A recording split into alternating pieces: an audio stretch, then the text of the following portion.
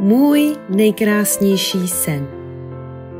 Napsal Ulrich Renz, ilustrovala Cornelia Haas, přeložila a namluvila Kateřina Fuková.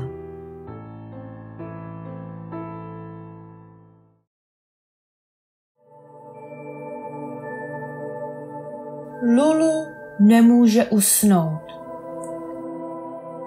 Všichni ostatní už dávno spí.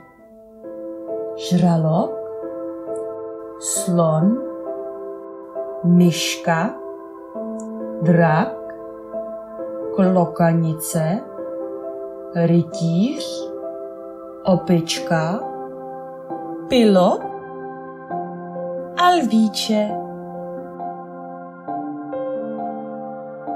I medvědovi už se zavírají víčka.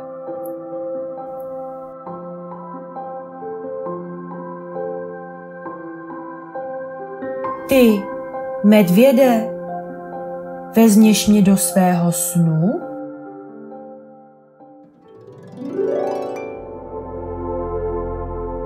A hned je Lulu v medvědí zemi snů. Medvěd loví ryby v Tarajumeském jezeře. A Lulu si říká, kdo asi bydlí tam vysoko ve stromech? Sen už končí a Lulu chce na další dobrodružství. Pojď se mnou, navštívíme žraloka. O čem se mu asi zdá?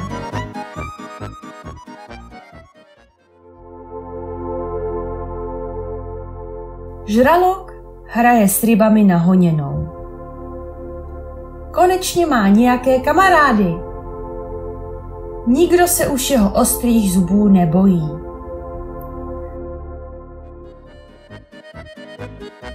Sen už končí a Lulu chce na další dobrodružství.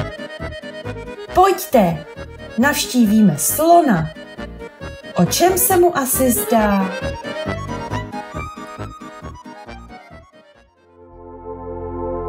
Slon je lehký jako pírko a umí létat. Zrovna přistává na nebeské louce.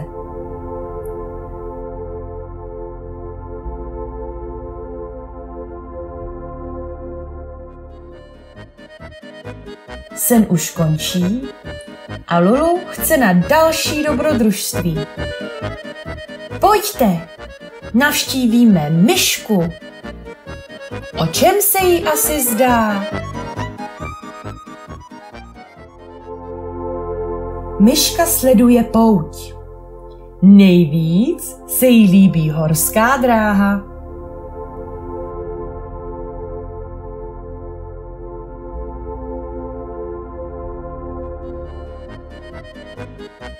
Sen už končí a Lulu chce na další dobrodružství. Pojďte, navštívíme draka. O čem se mu asi zdá?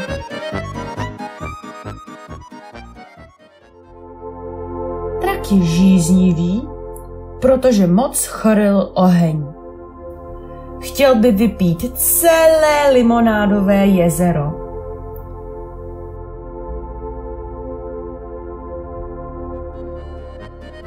Sen už končí a Lulu chce na další dobrodružství. Pojďte, navštívíme klokanici. O čem se jí asi zdá?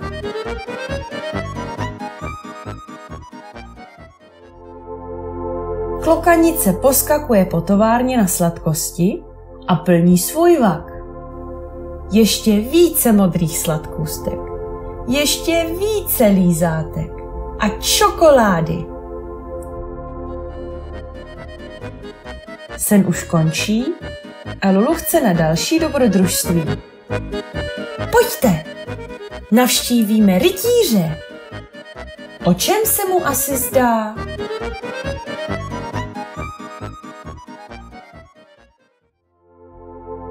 Rytíř a jeho vysněná princezna po sobě z legrace hází dorty. Aj! Šlehačkový dort minul cíl.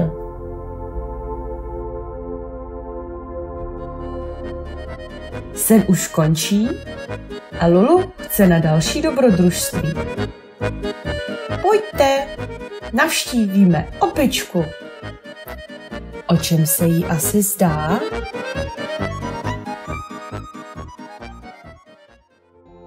V opičí zemi konečně nasněžilo. Celá opičí tlupa je nadšená a dělá opičárny.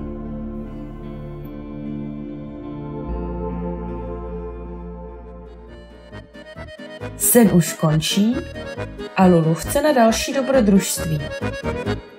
Pojďte, navštívíme pilota. V jakém snu asi přistál?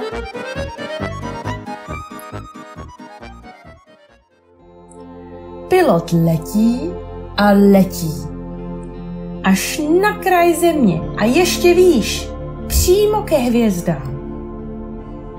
Žádný pilot ještě nedoletěl tak daleko.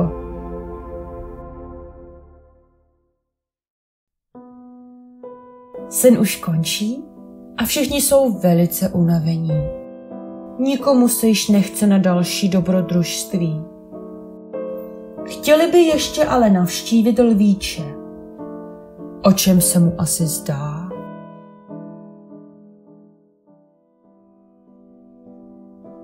Lvíčeti se stýská po domově a chce zpět do teplé, útulné postýlky.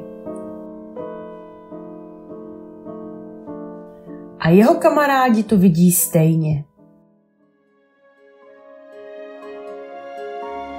A tak začíná Lulin nejkrásnější sen.